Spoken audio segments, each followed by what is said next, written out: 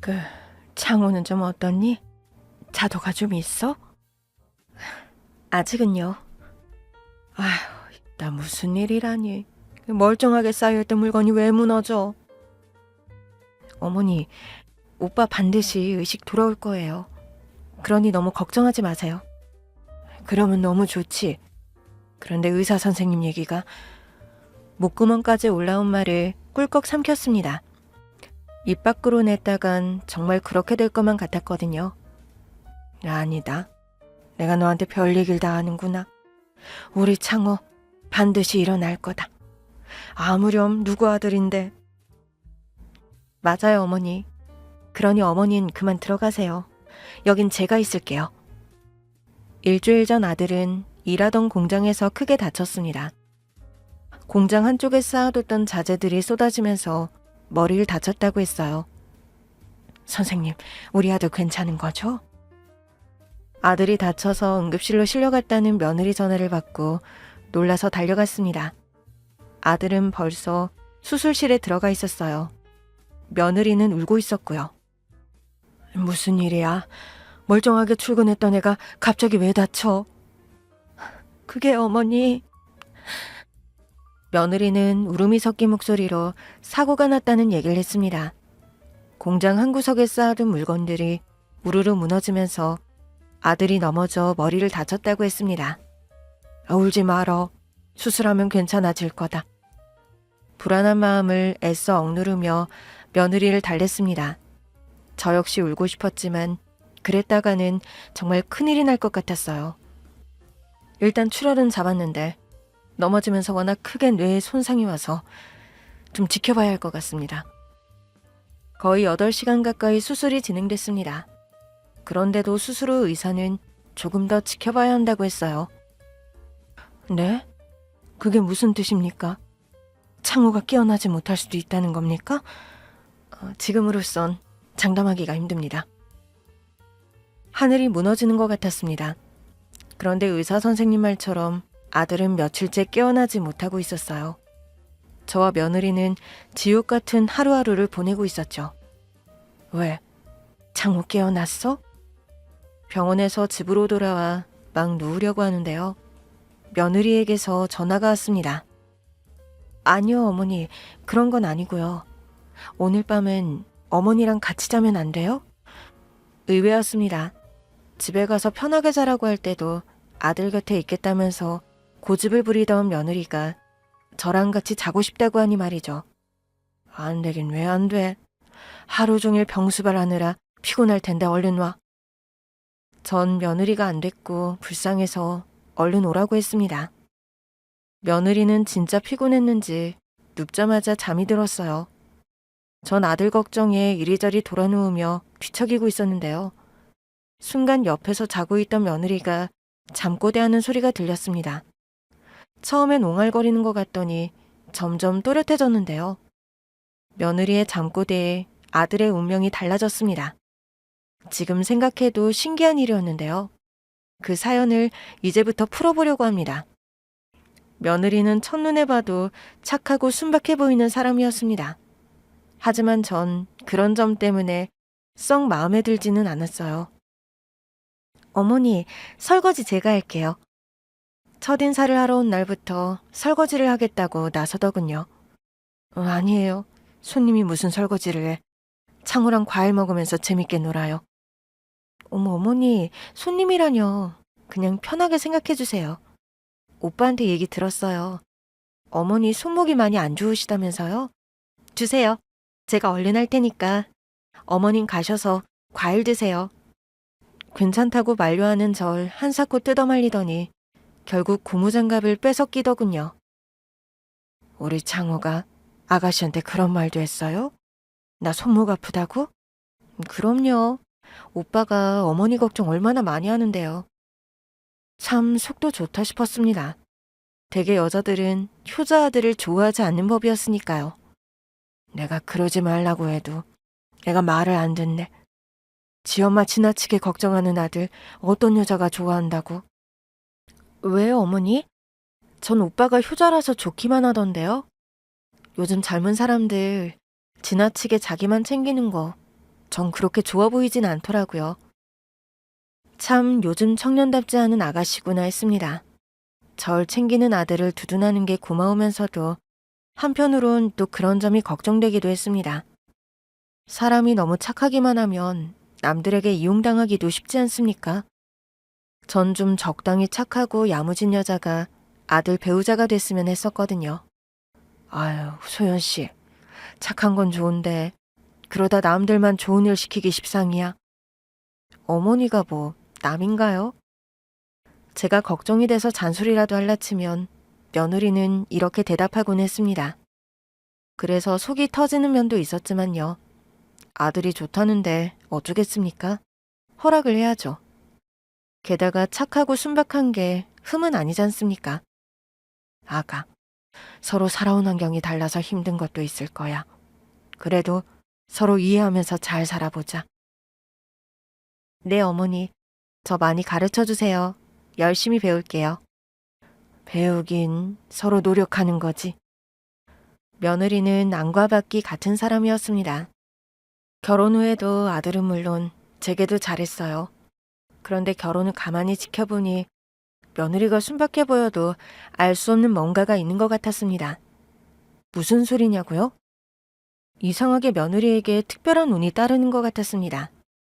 덕분에 옆에 있는 사람까지 나쁜 일을 피하게 된다고 해야 할까요? 한 번은 이런 일이 있었습니다. 아유, 정수가, 이거 틀림없는 거라니까. 미자야, 그래도 난 마음이 안 내켜. 투자는 뭐 아무나 하니? 그러니까 내가 틀림없다고 하는 거잖아. 우리 남편이 그러는데 진짜 좋은 기회라고 하더라고. 고등학교 동창인 미자가 하루는 절 찾아와서 투자를 권했습니다. 친구들 사이에선 미자가 투자로 돈을 꽤 벌었다는 소문이 있었어요. 강남에 건물 하나를 얼마 전 매입했다는 얘기도 있었죠. 그럼 미자가 찾아와 좋은 물건이 있다면서 투자를 권했었습니다. 나 돈 없어. 내가 그런데 투자할 돈이 어딨니? 그래서 몇몇이 돈을 모아 사자고 하는 거잖아. 너 영순이 알지? 걔도 여기 투자하기로 했어. 영순이가? 내가 좋은 기회라고 했더니 지 남편 퇴직금 투자하겠다고 하더라. 너 얼마 전에 적금 탔다며. 누가 그래? 영순이가 그래? 얼마 전 동창 모임에 갔다가 친구 영순이한테 적금 만기라는 얘기를 지나가는 말로 했었습니다. 영순이가 그 얘기를 전했던 모양이었어요. 얜 누가 얘기한 게 뭐가 중요해. 그 돈 투자하라고. 안 돼. 그 돈은 손 못 대. 얘는 누가 그 돈 떼먹는데 투자하잖아. 그럼 30배는 불릴 수가 있다고. 너 사람들이 열심히 일해서 돈 버는 줄 아니? 다 투자해서 돈 버는 거라고. 월급 백날 모아봐라. 그걸로 강남에 번듯한 집이라도 한 채 살 수 있나? 미자는 투자로 돈 번 사람답게 말했습니다. 안 그래도 그런 미자의 능력에 대해 부러워하는 친구들도 꽤 있었는데요. 30배로 돈을 불릴 수 있다는 말에 솔직히 솔깃하더군요.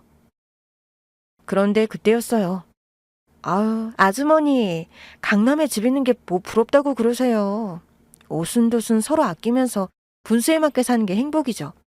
그리고 돈을 단박에 30배로 불린다면 그게 투기지 투자입니까? 평소엔 순하게만 하던 며느리였는데요. 이상하게 그날은 제 일에 참견을 하더라고요. 그것도 시어머니가 친구와 나누고 있는 얘기에 말입니다. 어머, 야, 네 며느리 말하는 것 좀 봐. 분수에 맞게 사는 게 행복이라고. 쟤 어디 70년대에서 살다 왔니? 저렇게 순진해서 이 험한 세상을 어떻게 살아? 아휴. 친구는 시대에 뒤떨어진 순진한 사고방식이라고 비웃었지만 전 어쩐지 그 말이 신뢰가 됐습니다. 아휴, 송충이는 솔잎을 먹고 살아야 한다고 했어. 30배든 100배든 난 안 내켜. 투자 안 할래. 그래, 평양감사도 저 싫으면 그만이라는데 어쩌겠니? 애들이 하도 좋은 물건 나오면 얘기해달라고 졸라서 너한테도 기회를 주려고 했는데 뭐 싫다니까 어쩔 수 없지 뭐. 미자는 투자를 거절하는 절 한심하다는 듯이 얘기하면서 돌아갔습니다. 그런데 한 달 후 사고가 터지고 말았죠. 정수가 어떡해. 친구 영순이가 울면서 전화를 했더라고요. 아니, 왜? 무슨 일이야? 울지만 말고 차근차근 얘기를 해. 아유, 글쎄, 미자국에 우리한테 사기를 쳤더라고. 뭐? 뭐? 사기? 나 어떡해, 정수가. 나 우리 남편 퇴직금 다 털어놓은 거란 말이야. 그 이 돈 찾아오라고 지금 난리 났어. 친구 영순이만이 아니었습니다. 동창 모임에 오던 많은 친구들이 당했더라고요. 다른 애들도 투자한다고 해서 철석같이 믿었지. 게다가 미자 걔가 투자로 빌딩까지 샀다고 하니까. 알고 보니 강남에 빌딩을 샀다는 것도 미자가 퍼뜨린 헛소문이었습니다. 진실을 알았을 때는 이미 늦었던 상황이었죠. 야, 하마터면 큰일 날 뻔했지 뭐야. 그나저나 넌 그날 무슨 일 우리 집에 왔던 거였니? 전 미자의 사기 사건을 며느리에게 얘기해주면서 그날 우리 집에 왔었던 이유를 물었습니다. 사실 며느리는 연락도 없이 왔었거든요. 어머님 댁에 오는데 뭐 이유가 있나요? 그냥 갑자기 어머니가 보고 싶더라고요. 딱히 이유가 없었다는 대답에 우연이었나 보다 했습니다.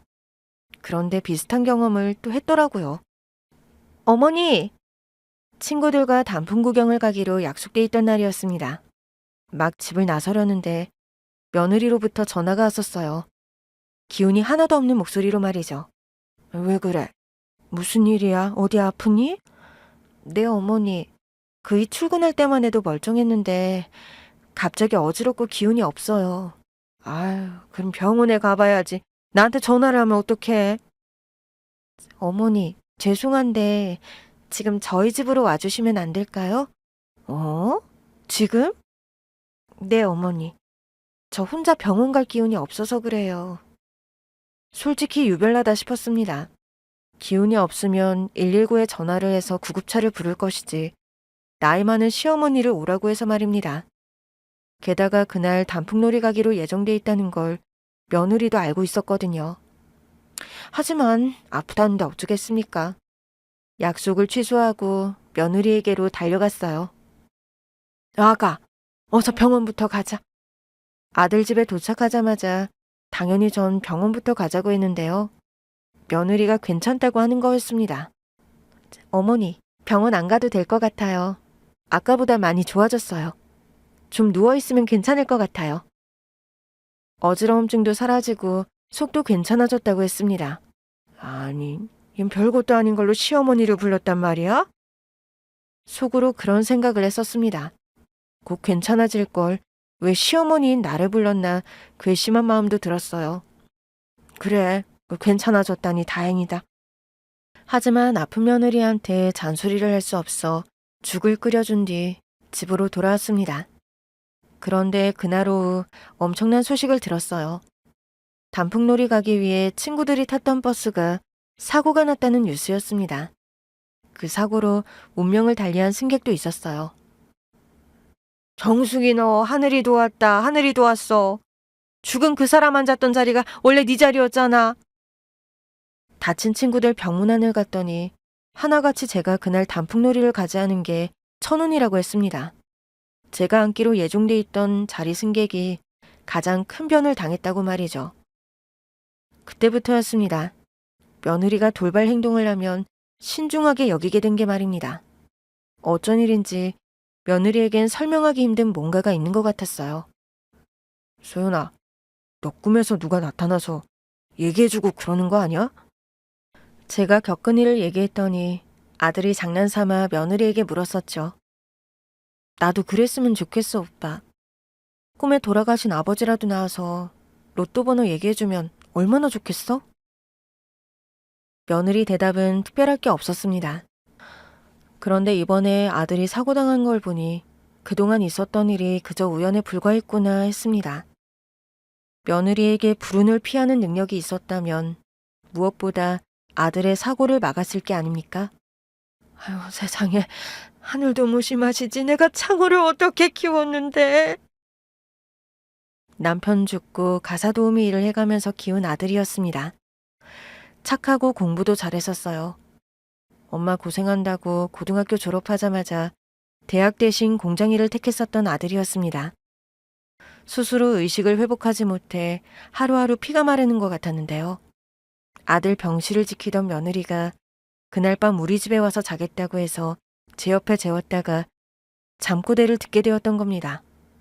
얘가 그 이름을 어떻게 알지? 며느리는 꿈속에서 누군가와 얘기를 나누는 것 같았습니다. 처음엔 웅얼거리듯 하는 탓에 제대로 알아들을 수가 없었는데요. 그런데 갑자기 이름 하나를 또렷이 말하는 거였습니다. 그 이름을 듣는 순간 깜짝 놀랐어요. 제가 가사 도우미로 일하던 집 사모님 이름이었거든요. 게다가 그 이름을 말하던 음성이 예사롭지가 않았습니다. 며느리 목소리가 아니었거든요. 너 많이 피곤했나 보더라. 잠꼬대를 심하게 하던걸? 제가요, 어머니? 그래. 무슨 꿈이었는지 기억 안 나? 전혀요. 어머니 곁이라 그런지 오랜만에 푹 잤는걸요? 며느리는 잠꼬대는 물론 꿈조차 기억하지 못했습니다. 너 혹시 김미영이라는 사람 알아? 김미영이요? 그 사람이 누군데요? 잠꼬대로 이름까지 불러놓고는 전혀 모르는 눈치였습니다.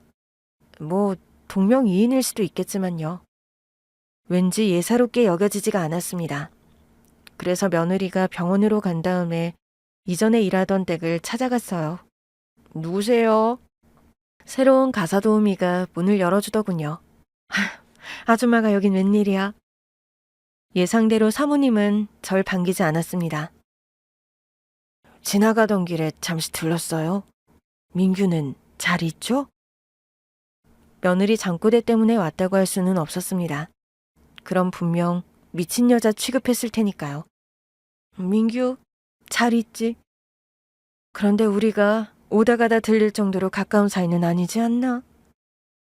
사모님은 민규 안부를 묻는 제게 기분 나쁜 티를 그대로 냈습니다. 그렇긴 한데 아들이 다쳐서 그런지 민규 생각이 많이 나더라고요. 아줌마 아들이 다쳤어? 네. 공장에서 일하다 물건이 무너져서 머리를 심하게 다쳤어요. 수술을 했는데도 여전히 깨어나지 못하고 있고요. 도대체 내가 저 여자에게 왜 이런 얘기를 하고 있나 싶었습니다. 고작 며느리 잠꼬대 하나 믿고 말이죠. 그만큼 지푸라기라도 잡고 싶었던 심정이었을 겁니다. 저런, 아줌마 걱정이 많겠네. 조금의 진심도 느껴지지 않는 형식적인 말이었습니다. 그런데 그게 왜? 혹시 병원비 때문에 민규 만나려고 하는 건 아니지? 그럴 리가 있나요? 민규가 사장님 회사를 물려받아 경영하고 있다는 얘긴 들었었습니다. 저 그렇게 염치 없지 않아요. 정말 지나가다 들린 거라니까요, 사모님. 전 미친 여자처럼 혼자 떠들었어요. 아들이 수술 후에도 깨어나지 못하고 혼수 상태라는 말도 했습니다. 사모님이 묻지도 않았는데 말이죠. 참, 혹시나 해서 얘기하는 건데 민규 이제 여기 안 살아? 독립해서 집 나간 지 오래됐다고. 그리고 시간이 오래돼서 기억이 안 나나 본데. 나 아줌마가 민규 만나는 거 별로야. 그러니 이렇게 찾아오는 거 안 했으면 좋겠어. 많이 불쾌하거든? 대충 인사를 하고 돌아 나오는데 사모님은 다시는 찾아오지 말라고 했습니다. 안 그래도 그럴 생각이었어요. 아휴, 내가 미쳤지. 어떻게 며느리 잠꼬대를 듣고 이 집을 다시 와. 절 반길 거라고 예상은 안 했지만 아들이 사경을 헤매고 있다는 얘기에도 자기 손톱만 손질하던 사모님이 떠올라 화가 났습니다. 김미영이라는 이름이 어디 사모님뿐이야. 나 고등학교 다닐 때도 우리 반에 미영이란 이름 가진 애가 2명이나 있었다고. 애꿎은 며느리에게도 화가 났습니다. 사실 제가 며느리 잠꼬대를 듣고 그 집에 갔던 데에는 그럴 만한 이유가 있었습니다. 이전에도 비슷한 일이 있었거든요. 며느리 꿈 때문에 뜻하지 않은 도움을 받은 일이 있었습니다. 아침부터 네가 웬일이냐? 언젠가 아침 일찍부터 며느리가 찾아온 적이 있었습니다. 식사도 하기 전 시간이라 의아했죠. 장우 오늘 쉬는 날이야? 밥 안 챙겨주고 왜 여길 와? 꿈이 좀 이상해서요, 어머니. 꿈이 왜? 꿈에서 어머니가 간절하게 절 부르시더라고요. 모습은 안 보이는데 얼마나 애타게 제 이름을 부르시던지. 아이고, 그 걱정돼서 남편 밥도 안 챙겨주고 날 보러 왔어? 무사한 거 봤으니까 얼른 가. 창호 출근 시간 다 돼간다. 전 얼른 가서 아들 밥을 챙겨주라고 했죠. 그런데 며느리는 물 한 잔 마시고 가겠다면서 부엌으로 들어갔어요. 어머니, 이거 무슨 냄새예요? 냄새? 무슨 냄새가 나? 사실 코로나를 앓은 이후 후각 기능이 약해졌는지 전 냄새를 잘 못 맡게 됐었습니다. 어머니, 이거 가스 냄새 같은데요? 창문 열어서 환기부터 시켜야겠어요. 며느리는 가스 냄새가 난다면서 창문을 열었습니다. 그리곤 즉시 신고를 했어요. 밸브가 노후돼서 가스가 샜네요. 빨리 발견해서 다행입니다. 자칫 잘못하면 큰 사고로 이어질 수도 있었겠어요. 며느리가 아니었다면 전 이 세상 사람이 아닐 수도 있었습니다. 후각이 약해서 전 아무런 냄새를 맡지 못했었거든요. 그대로 가스레인지에 불을 켰었다면 아우, 생각만 해도 아찔합니다. 아가, 고맙다. 네가 날 살렸어. 전 놀란 가슴을 쓸어내리면서 며느리에게 고맙다는 인사를 했습니다. 다행이에요, 어머니. 사실 꿈속에서 어머니가 절 부르는 소리에 놀라서 잠이 깨서 바로 달려온 거였거든요. 그때부터였던 것 같습니다. 우연이라고만 생각했던 일들을 의미 있게 보기 시작한 게 말입니다. 이번에도 그래서 내키지 않지만 민규를 만나기 위해 그 집을 갔던 거였는데요. 아무런 소득이 없었던 겁니다. 그래, 그동안 우연이었던 게지. 아님 운이 다 했거나. 지푸라기라도 잡는 심정이었는데요. 하지만 기대와는 달리 썩은 동아줄이었던 거죠. 어머니, 병원으로 잠시 오실 수 있으세요? 그런데 며칠 후 며느리에게서 병원으로 와달라는 전화가 왔습니다. 혹시 창호 의식이 돌아왔니? 전 혹시나 아들 의식이 돌아왔나 해서 반가운 마음으로 물었어요. 그런 건 아니고요. 병원을 옮겨야 할 것 같아서요. 갑자기 병원은 왜? 어머니, 오시면 자세히 말씀드릴게요. 전 아들 상태가 안 좋아져 병원을 옮기라고 하나 싶어 얼른 달려갔습니다. 창호야! 아들 이름을 부르면서 병실로 들어섰어요. 아들은 여전히 꼼짝도 하지 않고 누워만 있었습니다. 어머니, 혹시 이분 아세요? 오전에 병실에 다녀갔어요. 며느리는 제게 명함 한 장을 내밀었습니다. 거기엔 오민규라고 적혀 있더군요. 민규가 여길 왔었다고? 네, 오빠 상태에 대해서 물어보더니 담당 의사 선생님하고도 한참을 얘기하더라고요. 그리곤 병원을 옮기자고 했어요. 어머니하고는 잘 아는 사이라고 하면서요. 그래서 어머니한테 전화드린 거예요. 민규는 어디 갔니? 어머니 오시면 명함 전해달라고 하고선 바로 갔어요. 바쁜 일이 있다고 하더라고요. 민규의 명함을 받아들고선 잠시 고민했습니다. 연락을 하는 게 맞나 싶어서요. 사실 전 사모님께 쫓겨나다시피 그 집을 나왔던 거였거든요. 아들 민규가 사모님보다 절 더 따른다는 이유 때문이었습니다. 그날 민규를 보러 왔다는 말에 냉대했던 것도 그래서였어요. 민규야, 나야. 하지만 아들을 생각하니 오래 고민할 필요도 없었습니다. 전 명함에 적힌 번호로 전화를 했어요.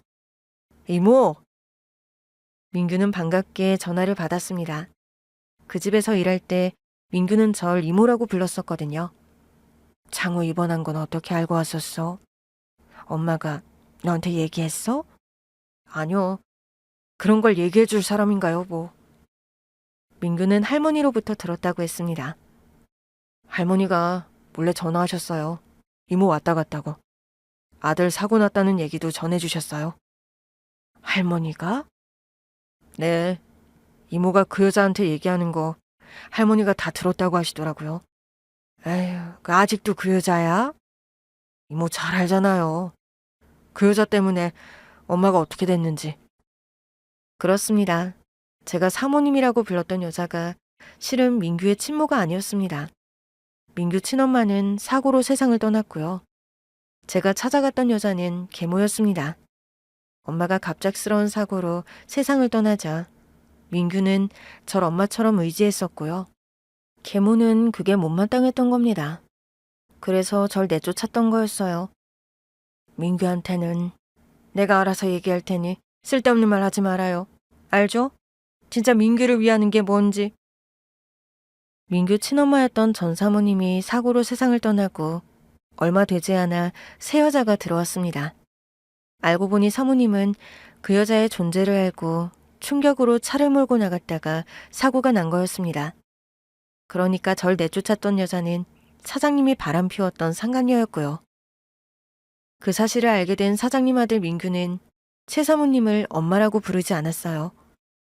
대신 이모라고 부르면서 절 더 따랐죠. 이모, 내일 졸업식인데 올 수 있어요? 그럼 당연히 이모가 가서 축하해줘야지. 민규는 새엄마 대신 절 고등학교 졸업식에 초대했었어요. 안 그래도 눈엣가시처럼 생각하던 그 여잔 바로 다음날 절 해고했었습니다. 아줌마, 내일부턴 안 나와도 돼요. 봉투 하나 던져주면서 나오지 말라고 하더군요. 그러면서 민규한테는 쓸데없는 얘기하지 말라는 말까지 덧붙였었습니다. 민규가 걱정됐지만 어쩔 수가 없었습니다. 주인이 떠나라는데 버틸 수가 없었죠. 한 번씩 민규가 어떻게 지내고 있는지 궁금하고 걱정도 했었습니다. 사실 민규가 절 이모처럼 따랐던 데에는 사연이 있었어요. 트럭에 치여 깔릴 뻔했던 민규를 제가 구했던 일이 있었습니다. 그 사건으로 전 한동안 병원 신세를 져야 했죠. 물론 병원비는 민규 집에서 다 감당했고 민규 친엄마는 그 일 이후 절 동생처럼 대해줬습니다. 민규도 이모라고 부르기 시작했고요. 아유, 이게 누구야? 너무 멋있어져서 길거리에서 만났다면 몰라봤겠어. 10년 만에 통화를 한 다음 날 병원에서 민규를 만났습니다. 안 본 사이에 늠름한 어른이 되어 있었어요. 이모는 하나도 안 변했네요. 안 변하긴 주름이 얼마나 늘었는데. 아, 어디요? 제 눈엔 하나도 안 보이는데요? 아휴, 민규, 그 나이 먹더니 거짓말도 할 줄 알고 사업가가 다 됐네. 에이, 거짓말 아니라니까요. 고등학교 졸업식 때 보고 처음 만나는 거였습니다. 마음 같아선 한 번씩 얼굴 보고 싶었지만 그럴 수 없었어요. 그때 이모가 말도 없이 떠나서 많이 섭섭했지? 처음엔 그랬어요. 그런데 나중에 김 기사 아저씨가 살짝 얘기해 주더라고요. 그 여자가 이모 쫓아냈다고요. 안 그래도 너 어떻게 지내는지 한 번씩 궁금했었어? 저도요.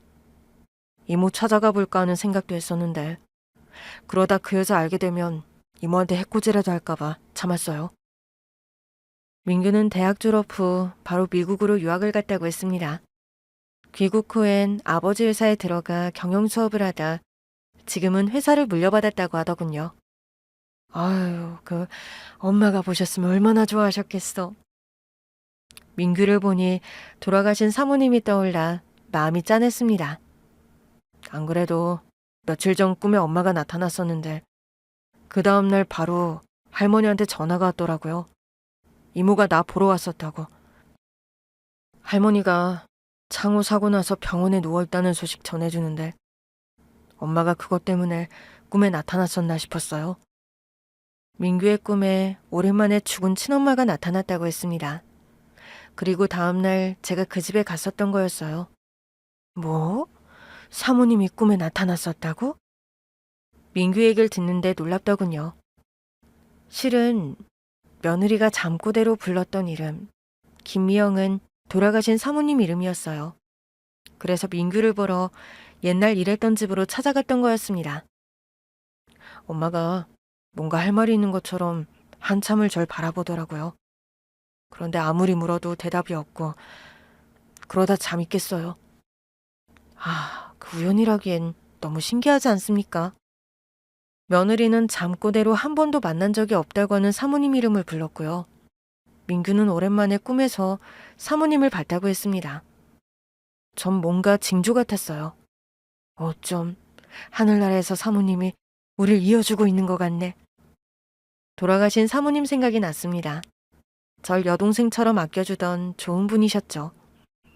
이모, 내 창호 말이에요.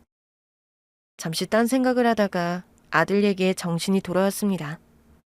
제가 잘 아는 의사 선생님이 있는데 그 병원으로 옮기는 게 좋겠어요. 어? 병원을 옮기라고? 네. 뇌 쪽으론 우리나라 최고 권위 있는 박사님이시거든요. 그래도 될까? 벌써 일주일째 못 깨어나고 있는데. 그러니까 빨리 옮기는 게 좋죠. 아무래도 우리나라 최고 권위자에게 치료받는 게 좋지 않겠어요? 그건 그렇지만. 왜요? 병원비 때문에 그러세요? 그건 걱정 마세요. 제가 알아서 할 테니까. 어떻게 그래. 병원비가 한두 푼도 아닌데. 이모, 저 돈 많아요. 제가 회사 경영하고 나서 주가도 많이 올랐다고요. 민규는 당장 병원을 옮기자고 했습니다. 입원비며 기타 필요한 것들은 본인이 알아서 하겠다고 말이죠. 괜한 신세를 지는 것 같아 미안했지만 못 이기는 척했습니다. 아들이 위독한데 그깟 체면이 문제겠습니까? 그렇게 해서 다음 날 바로 아들을 다른 병원으로 옮겼습니다. 고맙다 민규야. 너한테 내가 이렇게 신세를 지네. 이모, 그런 말 말아요. 이모는 내 생명의 은인이잖아요. 엄마가 살아계셨으면 똑같이 하셨을 거예요. 병원을 옮기고 얼마 되지 않아 아들은 혼수 상태에서 깨어났습니다. 창호야, 정신이 들어? 오빠, 나야. 나 알아보겠어? 아들은 힘겹게 고개를 끄덕였습니다. 검사 결과를 봐선 다행히 뇌 기능이 저하되거나 하진 않은 것 같습니다. 의사 선생님은 조금씩 회복돼 갈 거라고 했습니다. 아들의 의식이 돌아온 것만으로도 행복했습니다. 장호야, 고맙다, 고마워. 전 아들 손을 잡고 힘든 시간을 버텨줘서 고맙다고 했습니다. 아가, 너도 고생 많았다. 고생은요. 어머님이 진짜 마음고생 많으셨죠. 무엇보다 며느리에게 가장 고마웠습니다. 그날 잠꼬대를 하지 않았더라면, 아니, 우리 집에 와서 자겠다고 하지 않았다면 일어나지 못했을 기적 같았거든요. 넌 진짜 우리 집 보배다, 보배야. 전 며느리 손을 잡고 봄을 쓰다듬듯이 쓰다듬었습니다. 상견례 때 사부인이 했던 말이 이런 뜻이구나 싶었습니다. 사부인, 우리 소연이 순해 보여도 함부로 하시면 안 됩니다. 사실 그때는 딸 시집 보내는 엄마의 당부치곤 무례하다고 생각했었어요. 제 말이 기분 나쁘실진 모르겠는데요, 사부인. 사부인을 위해서 드리는 말씀입니다. 제 딸에게 해코지하거나 나쁜 마음 품잖아요? 그럼 당사자가 꼭 해를 입더라고요. 멀쩡하게 길을 걷다가 사고를 당하기도 하고 물벼락을 맞기도 하고 말이죠. 아이고 사부인, 우연의 일치였겠죠. 나쁜 짓 한 인간 벌 받는 게 좋겠지만 세상자가 어디 그렇나요? 나쁜 놈들이 잘 되는 경우도 얼마나 많은데요. 그래서 신기하다는 겁니다, 사부인. 사부인 말씀처럼 나쁜 짓 한 인간이 잘 먹고 잘 사는 경우도 많지 않습니까? 그런데 그게 우리 소연이한테는 안 통한다니까요. 사부인도 참. 소연이 착한 거야 저도 잘 알죠. 그래서 한편으론 걱정이기도 합니다. 이 험한 세상에 착하기만 해선 남들에게 딱 호구 취급받을 것 같아서요. 사부인 걱정이 뭔지 저도 압니다. 실은 저도 수연이 제가 키울 때 그런 염려 많이 했었거든요. 지 언니는 안 그런데 수연이는 어찌나 순에 빠졌던지. 그런데 제가 걱정할 필요가 없더라고요. 우리 소연이 잘못 건드린 놈들은 반드시 대가를 치르는 걸 제가 몇 번 봤거든요. 하지만 소연이를 진심으로 아끼는 사람한테는 다릅디다. 소연이 덕을 보더라고요. 엄마지만 제가 바로 그 당사자입니다. 그땐 사부인의 과정이 심하다고 생각했었습니다. 딸 보내는 엄마 마음은 이해하지만 뭘 그런 협박 비슷한 얘기까지 하나 했었거든요. 그런데 아들 사고를 겪어보니 그 말이 과장이 아니었다는 마음이 들었습니다. 그래서 며느리에겐 뭔가 알 수 없는 힘 같은 게 있다고 했던 거고요. 장호야, 뭐 필요한 거 있어? 의사 선생님 말처럼 아들은 조금씩 회복돼 갔습니다. 회복의 속도는 더뎠지만 말을 할 수 있고 움직일 수 있다는 게 어딥니까? 엄마, 소연이는? 재활 치료를 받고 돌아와 피곤했던지 잠이 들었던 아들이 깨어나자마자 며느리를 찾았습니다. 소연이 잠시 집에 가서 쉬라고 했다. 너 밤새 끙끙 앓는다고 며칠째 병원에서 제대로 자지도 못했잖아. 아들은 재활치료를 시작한 뒤로 힘에 부치는지 잠이 들면 끙끙 앓는 소리를 낸다고 했습니다. 엄마, 근데 민규 형 말이야. 민규가 왜? 며느리가 쉬러 집으로 갔다는 얘기에 별말 없던 아들이 갑자기 민규 얘기를 꺼냈습니다. 혹시 민규 형 회사에 무슨 일 있는 건 아니지? 다짜고짜 민규 회사에 일이 있는 건 아닌지 물었어요. 일? 무슨 일? 그냥 혹시나 해서 물어봤어. 갑자기 민규 회사는 왜? 민규가 너한테 무슨 얘기를 했어? 아니, 형이 회사 일을 왜 나한테 얘기해? 내가 그 회사를 다니는 것도 아니고 너 얘기를 한다고 해도 내가 뭐 알겠어? 그런데 갑자기 민규 회사 일은 왜 묻는 거야? 아들은 잠시 망설이더니 이렇게 대답하더군요. 소연이가 아침에 이상한 얘기를 하더라고. 어? 새아기가? 간밤에 꿈꿈 얘기를 하는데 좀 찝찝해서. 그래? 소연이가 뭐라고 하던데?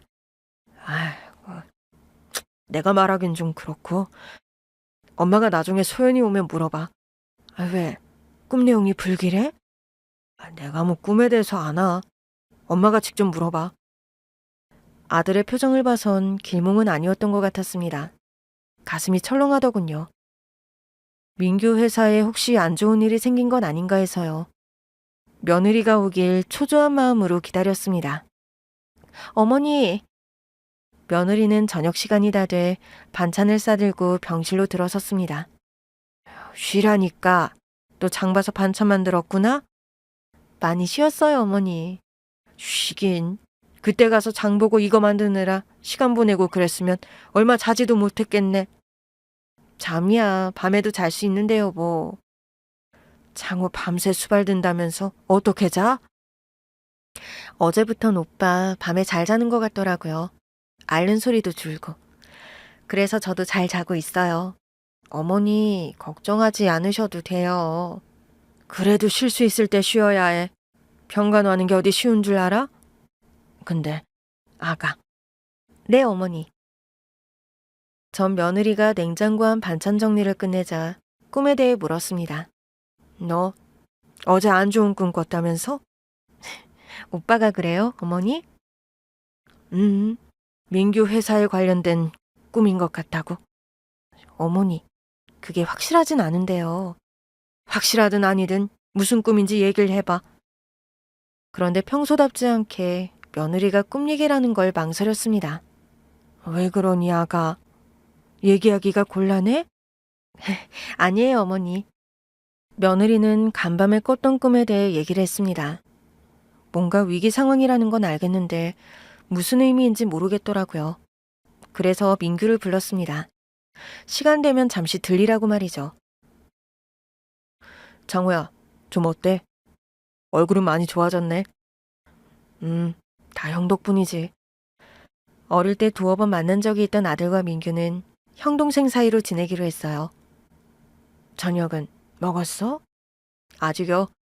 요즘 회사에 일이 좀 있어서요. 아유, 그 일도 좋지만 끼니는 챙겨가면서 일해. 다 먹고 살자고 하는 일 아니겠어? 전 밥을 먹지 못했다는 말에 간단하게 햇반을 데워줬습니다. 나가서 먹자고 했더니 집밥이 그립다고 하더군요. 마침 며느리가 해온 반찬도 있고 해서 간단하게 식사를 차려줬어요. 아유, 이거 아픈 사람 앞에 두고 죄송합니다, 재수씨. 아니에요. 찬이 없어서요.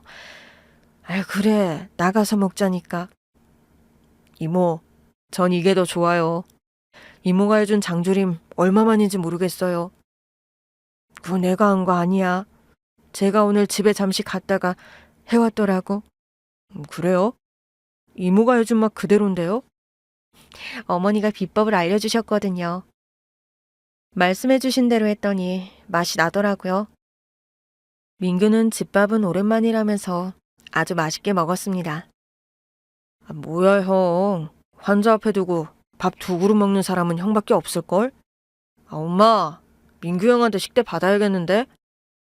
그러세요, 이모. 제가 식대 두둑이 낼게요. 아유, 무슨 소리야. 우리 민규한테는 언제든 공짜야. 창호 퇴원만 해보라지 내가 이런 밥 매일매일 차려줄 수 있다니까.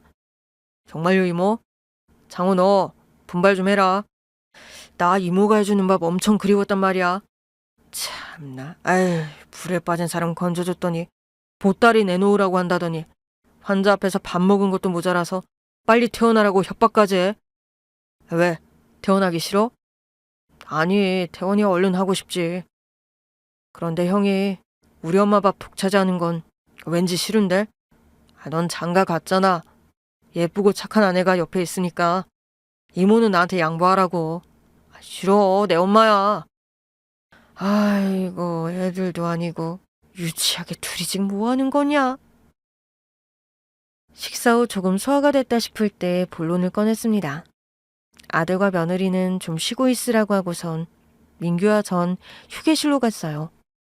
민규야, 혹시나 해서 물어보는 건데 회사가 혹시 어려워? 이모. 이모가 그걸 어떻게 알았어요? 제 물음에 민규는 깜짝 놀라더군요. 하지만 민규보다 더 놀란 건 저였습니다. 며느리 꿈에 진짜 뭔가가 있었구나라는 생각 때문이었어요.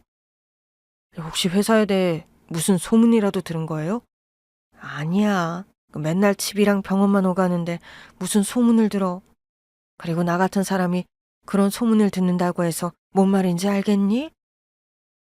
그럼 그 여자가 여길 찾아왔었어요? 그 여자? 네 새엄마 말이니? 네. 아니야. 그랬으면 바로 너한테 연락을 했겠지. 그럼요. 갑자기 회사가 어렵냐는 얘긴 왜 물었던 건데요, 이모? 그게 너한테 이상하게 들릴 수도 있는데 전 민규에게 며느리 꿈 얘기를 전했습니다. 사실 나도 꿈이나 운명, 사주 같은 건 믿지 않는 사람이었거든. 그런데 새아기 하는 걸 보니까 생각이 달라지더라고. 재수 씨를 보면서요? 재수 씨가 혹시 그런 거랑 관련이 있어요? 그런 건 아닌데 이상하게 소연이한테 신비한 힘 같은 게 있는 것 같더라고. 우연이라고 하기엔 설명하기 힘든 그런 일이 몇 번 있었거든. 전 그동안 며느리 덕분에 위기를 피했던 예를 몇 가지 들려줬습니다. 너 이렇게 만난 것도 실은 소연이 덕분이야.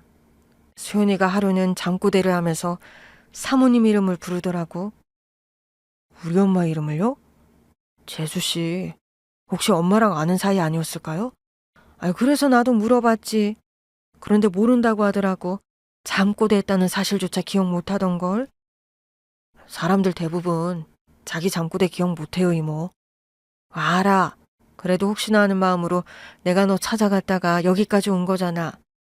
소연이 친정엄마가 상견례 때 그러더라고. 소연이에게 은혜를 베푼 사람은 반드시 위기 때 걔 덕을 본다고 말이야. 그땐 그게 무슨 뜻인지 몰랐는데 이번 일을 겪으면서 내가 확실하게 알겠더라고. 그러니 너도 그냥 넘기지 말고, 응? 민규는 제 얘기가 믿어지지 않는 눈치였습니다. 알겠다고 하고선 갔어요. 그리곤 일주일 정도 지났을 때였어요. 커다란 과일 바구니와 한우 세트를 사들고선 병실에 왔더군요. 아이고, 이게 다 뭐야. 명절도 아닌데 한우 세트까지. 뭐 명절에만 한우 세트 먹으란 법 있나요? 이모랑 재수씨 병간호한다고 고생 많잖아요. 잘 챙겨 먹어야죠. 저와 며느리가 잘 먹어야 한다고 하면서 사왔다고 했습니다. 그래도 이건 너무 과하다. 우리가 민규 너한테 얼마나 신세를 많이 지고 있는데. 이모, 그 신세 다 갚았으니까 걱정 마세요. 민규는 이미 신세를 다 갚았다고 했습니다. 무슨 얘긴가 싶었어요. 어? 그럼 무슨 소리야? 이모, 며칠 전에 재수 씨 꿈 얘기해줬잖아요. 그랬지. 너 좀 못 믿어하지 않았어? 그땐 그랬는데요. 이상하게 내내 생각이 나더라고요. 마침 다음날 중요한 계약 하나를 앞두고 있었거든요. 너무 찝찝해서 그 계약 보류했는데 어떻게 됐는 줄 아세요? 어떻게 됐는데? 그 회사가 재무 상태를 속이고 우리 회사하고 계약하려고 했던 거더라고요. 그런데 우리가 계약을 보류하니까 못 버티고 들통이 나버렸어요. 아유, 진짜야? 민규 얘기를 듣는데 소름이 돋았습니다. 어쩜 며느리 꿈이 이렇게 잘 맞아 떨어졌나 해서요. 그런데 이모, 그것뿐이 아니에요. 뭐가 또 있어? 그 과정에서 알턴이 하나 시원하게 뽑았잖아요. 알턴이를 뽑았다니. 그건 또 무슨 소리야? 실은 그 여자 남동생이 회사 재무과장 자리를 꿰차고 있었거든요. 그 여자 남동생이라면? 이모도 생각나죠? 건달같이 생긴 그놈. 물론 기억이 났죠. 민규 친엄마가 죽고 계모가 들어오던 날 남동생과 같이 왔었거든요. 건들건들거리면서 집안 곳곳을 훑어보며 이죽거리던 모습이 생생하게 남아있었습니다. 그 여자가 졸라서 아버지가 회사 재무과장 자리에 앉혔나 본데 이번 계약건 조사하면서 횡령 비리가 드러났어요. 안 그래도 회사 재정에 누가 손을 대고 있는 것 같아서 의심하고 있었거든요. 아이고, 간도 크다. 어떻게 회사 돈에 손을 대? 아휴, 사기꾼이 그런 생각 하나요? 그 인간이 오너 가족이라고 떠들고 다니니까 다들 말도 제대로 못하고 있었던 모양이더라고요. 어쨌든 이번 일로 임원들 재정비도 하고 전화위복이 됐어요. 아유, 다행이다, 다행이야. 이모, 재수씨 진짜 귀하게 여겨야겠어요. 이모 말대로 주변에 복을 주는 신비한 기운이 있는 것 같더라고요. 민규는 며느리 덕분에 회사의 위기를 넘겼을 뿐만 아니라 오히려 전화위복의 기회가 됐다고 고마워했습니다. 그렇게라도 민규에게 진 신세를 갚을 수 있어서 다행이었죠. 내일 퇴원한다고? 아들은 경과도 좋고 재활 치료받으면서 많이 회복돼서 퇴원할 수 있게 됐습니다. 소식을 듣고 민규가 왔더군요. 재활 치료는 집에서 다녀도 된다고 하더라고. 고맙다, 민규야. 이게 다 너 덕분이야? 아니에요. 제가 이번에 어머니하고 재수씨 덕 봤다고 했잖아요. 그래도 형 아니었으면 1인실에다 우리나라 최고 의료진까지 내가 이런 호사를 누려봤겠어? 그건 그렇지. 그러니까 창우 넌 얼른 완전히 나아서 나한테 신세 갚아? 뭐야, 엄마한텐 괜찮다더니 왜 나한텐 신세 갚으라는 거지? 이모는 이모고 넌 따로 나랑 계산해야지. 이거 왠지 불길한데. 민규는 아들에게 따로 계산하자고 했는데요. 그건 다름 아닌 자신의 회사로 들어오라는 거였어요. 뭐? 나보고 지금 형 회사로 오라는 거야? 너 우리 회사 현장직이 얼마나 중요한지 알지? 알지. 형 회사는 공장 생산률에 따라 주식까지 들썩거리잖아. 그러니까 믿고 맡길 사람이 필요하다고. 나 지금 스카우트 하려는 거야, 형? 맞아. 너 스카우트 하려는 거야? 나 좀 비싼데. 말만 해. 내가 잘 맞춰줄 테니까. 농담이야. 나도 형 회사 가면 좋지. 몸이 완전히 회복된 아들은 민규 회사로 들어갔습니다. 워낙 성실하고 일도 잘해서 아들은 공장장 승진까지 앞두게 됐습니다. 물론 사장인 민규 입김은 아니고요. 어디까지나 아들의 노력 덕분이었습니다. 역시 야, 나한테 인재를 알아보는 눈이 있다니까. 난 네가 별탈 없이 공장 다니고 있다는 것만으로도 행복하다. 맞아요, 어머니.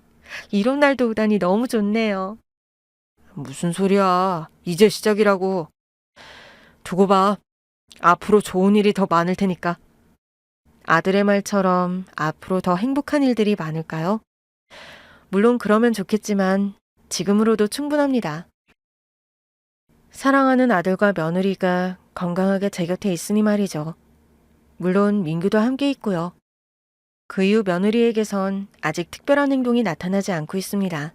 꿈도 꾸지 않고요. 그래도 괜찮습니다.